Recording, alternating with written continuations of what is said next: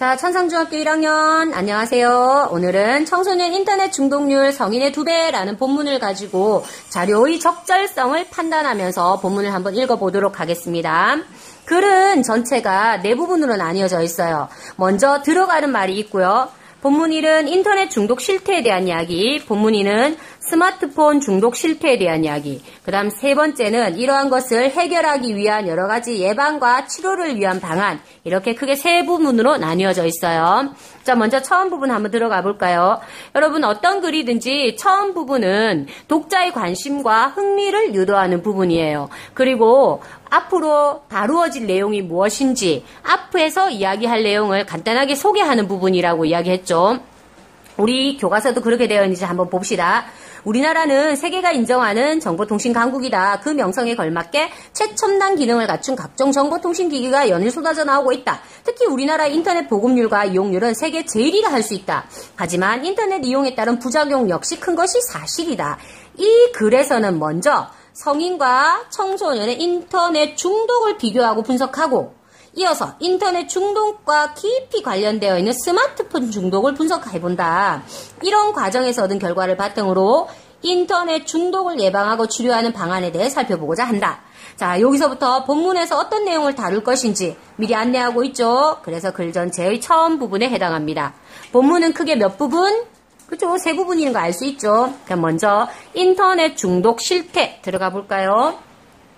2004년부터 해마다 시행하는 정부의 인터넷 중독 실태 조사에 따르면 우리나라의 인터넷 중독률은 매년 낮아지고 있는 추세지만 인터넷 중독자의 나이는 점점 하향하고 있는 것으로 나타났다. 그러니까 나이가 어리면 어릴수록 중독자가 많다는 거예요.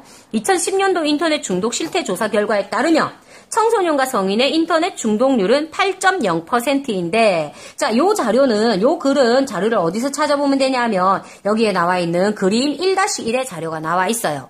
그 다음 이 가운데 청소년 중독률은 12.4%로 성인 중독률 5.8%의 2배가 넘어 청소년의 인터넷 중독이 매우 심각한 상황임을 알 수 있다. 자, 표 1-1과 표 1-2, 그림 1-3 이렇게 이야기되어 있는데요. 미안해요. 표 아니에요. 그림이에요. 그림 1-1은 청소년과 성인의 인터넷 중독률 합쳐서 나온 수치예요. 그 다음에 이제 그림 1-2는 그 중에서도 청소년 인터넷 중독률, 그림 1-3은 성인 인터넷 중독률. 그러면 요 세 자료가 어떤 관계가 있는지 선생님 지난 시간에 이야기했죠. 자료가 제시되면 자료와 자료의 관계를 파악하면서 읽으라 그랬죠. 자, 그림 1-1은 1-2와 1-3을 합쳐놓은 전체 자료이고요. 자, 1-2와 1-3은 각각의 자료입니다. 그 다음 이 지금 자료는 그림 자료로서 먼저 이걸 꺾은 선 그래프라 그러죠. 꺾은 선 그래프. 그 다음 또 하나 밑에 있는 거 무슨 그래프? 그렇죠. 막대 그래프죠. 막대 그래프를 통해서 자료를 제시하고 있습니다. 그러면 잘 봐요. 점점 어떻게 되고 있다? 낮아지고 있다라는 걸 알 수 있죠. 그치? 지금 2009년에 비해서 2010년에 중독자 수가 줄어들고 있어요. 청소년도 마찬가지, 성인도 마찬가지예요. 근데 여기서 우리가 주목할 거는 청소년의 수치가 12.4, 성인은 5.8%. 자, 요 자료에서 겉으로 드러나는 거. 성인에 비해서 청소년의 인터넷 중독률이 훨씬 더 심각하다라는 거. 표면적인 내용 먼저 분석하라 그랬죠. 겉으로 드러나는 내용이 그런 겁니다. 맞는지 볼까요? 청소년을 좀 더 세분해서 초등학생, 중학생, 고등학생으로 나누었을 때 인터넷 중독률은 각각 14.0%, 11.8%, 11.4%. 초등학생, 중학생, 고등학생으로 청소년 중에서도 초등학생의 중독률이 상대적으로 높았다. 자, 요 자료는 어디서 나오냐면 밑에 있는 표 1-1이에요. 초등학생 14.0, 중학생 11.8, 고등학생 11.4. 요 표에 있는 요 내용들은 다른 자료들하고 다르게 붉은색으로 강조해놨죠. 붉은색으로 강조하는 이유가 뭘까요? 그쵸. 청소년의 인터넷 중독률이 그만큼 심각하다라는 걸 강조하기 위해서 일부러 다른 색깔로 표시해 놓은 거예요. 그쵸. 확실하게 눈에 확 들어옵니다. 자료가 적절하게 잘 제시되고 있죠. 자, 그런 내용들이 성인 인터넷 중독률은 20대가 8.0, 30대가 4.0으로 상대적으로 낮았다라는 걸 이 표를 통해서 알 수가 있어요. 본문의 내용과 표의 내용이 일치하고 있습니다. 그럼 이 자료는 본문의 내용을 뒷받침하는데 참 적절한 자료라는 거 알 수 있죠? 그 다음 2010년도 인터넷 중독 실태 조사 결과를 전년도에 비교해서 살펴보면 전체 인터넷 중독률은 전년보다 0.5% 하락했지만 0.5% 하락했죠. 8.5에서 8.0으로 내려갔으니까. 그런데 초등학생의 인터넷 중독률은 전년 대비 2.9%. 2.9% 상승했는지 볼까요? 그쵸. 11.1에서 14.0%, 2.9% 맞네. 그 다음, 인터넷 중독자의 나이대가 점점 낮아지는 것을 알 수 있죠. 요거는 다 객관적 사실입니다. 선생님이 자료를 볼 때는 객관적 사실인지 주관적 판단인지도 구분하라 그랬죠. 그럼 표에서 그대로 드러나기 때문에 누가 봐도 똑같은 내용, 객관적 사실임을 알 수 있습니다. 자, 이는 만 9세에서 만 39세에 해당하는 인터넷 이용자의 45.8%가 유아원이나 초등학교 시절에 인터넷을 최초로 이용했다는 조사 결과와 관련이 있다. 그건 어디에 나오느냐? 그쵸. 지난 시간에 표 1-2에서 그 자료를 봤죠. 그쵸. 유아원, 초등학교 시절에 인터넷을 최초로 이용했다고 응답한 비율은 인터넷 중독자가 일반 사용자보다 높았다. 인터넷 중독자가 일반 사용자보다 훨씬 더 높았죠. 표 1-2에서 볼 수 있어요.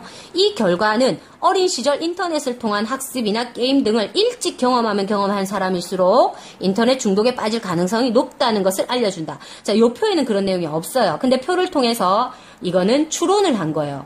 이거는 주관적 판단이죠. 아, 내가 봤을 때 이 표는 이렇게 해석하는 게 좋겠다. 그래서 주관적으로 해석한 겁니다. 그렇죠? 근데 이런 주관적 해석은 절대로 객관적 사실에서 벗어나는 내용이어서는 안 돼요.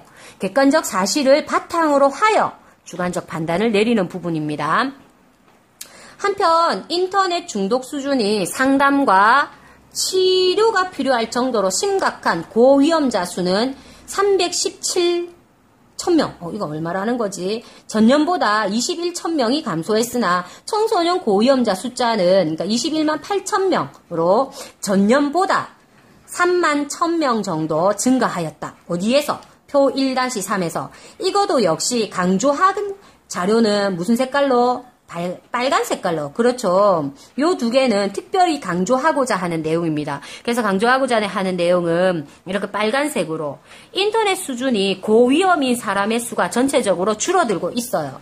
보세요. 2009년에는 전체가 8.5%, 숫자도 이렇지만 2010년에는 8.0%예요. 중독률은 점점 떨어지고 있지만 고위험자 숫자에서 일반은 떨어지고 있어요. 1.0에서 1.6으로. 그렇지만 청소년은 2.6에서 3.1, 오히려 0.5%포인트 정도 증가하고 있죠. 그래서 이걸 특별히 강조하기 위해서 이렇게 붉은색으로 표시해놨어요. 이 표는 표 1-3은 앞쪽으로 넘어가 보면 여기에 나와 있는 그림 1-2의 자료와도 일치하고 있어요. 그 다음 표 1-1과도 서로 연관이 되어 있거든요. 지금 그림 1-2, 표 1-1, 그 다음 표 1-3은 서로 연관되어 있는 자료들이에요. 쭉 연결해서 지금 제시하고 있거든요.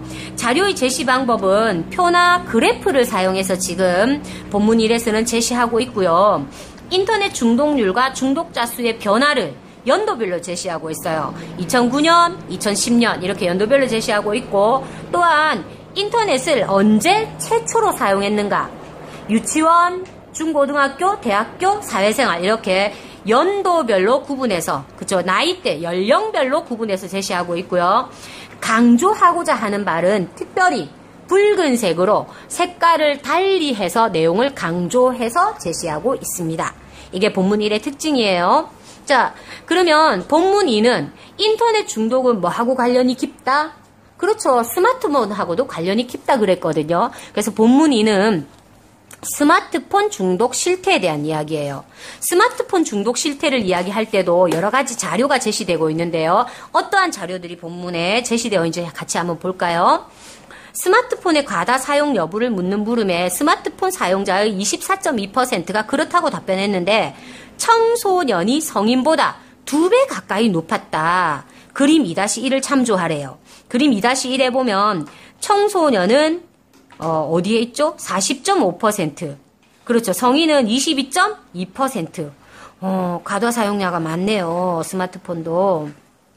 또 스마트폰의 이용자들의 중독 여부를 조사하고 분석한 결과 11.1%의 응답자가 스마트폰 중독에 해당하는 것으로 나타났는데 그중 고위험 사용자가 0.1, 잠재적 위험 사용자는 11.0, 스마트폰 중독률은 인터넷 중독자가 일반 사용자보다 3배 이상 높게 나타나 스마트폰 중독과 인터넷 중독이 깊이 관련되어 있다는 것을 알 수 있었다. 자, 이건 어디에 나와 있을까요? 요 두 표에서 서로 관련이 되어 있어요. 인터넷 중독 진단 결과와 스마트폰 일반 사용자, 중독률, 고위험 사용자, 잠재적 위험 사용자 여기에서 표 2-1에서 분석하고 있어요. 스마트폰 중독과 인터넷 중독은 깊이 관련되어 있고 청소년이 성인에 비해서 스마트폰 중독률이 높다라는 것을 표에서 바로 알 수가 있어요. 또 나이대별로는 청소년이 성인보다 더 많이 중독됐다는 거 이야기해줬죠. 여기 표에 지금 나와 있어요. 표 2-1에 그런 내용이 나와 있어요. 그러면 이 표들도 역시 본문의 내용을 잘 뒷받침하고 있죠. 그렇죠? 자, 그럼 이제 다시 넘어가 볼까요? 인터넷 접속 기능이 있는 스마트폰이 빠른 속도로 보급되면서 성인보다 자기조절 능력이 떨어지는 청소년의 인터넷 중독률이 더욱 높아질 것으로 예상된다. 여러분, 이것은 객관적 사실인가요? 추론인가요? 그렇죠. 주관적 판단입니다. 자기가 생각했을 때 앞으로 더 높아질 것 같다라고. 그렇죠. 따라서 청소년을 대상으로 스마트폰의 건전한 사용에 대해 교육을 하는 등 다양한 대응 방안 마련이 시급하다. 이것도 역시 자신의 생각입니다. 이걸 바탕으로 해서 본문 3의 내용으로 이어지겠죠. 그렇죠?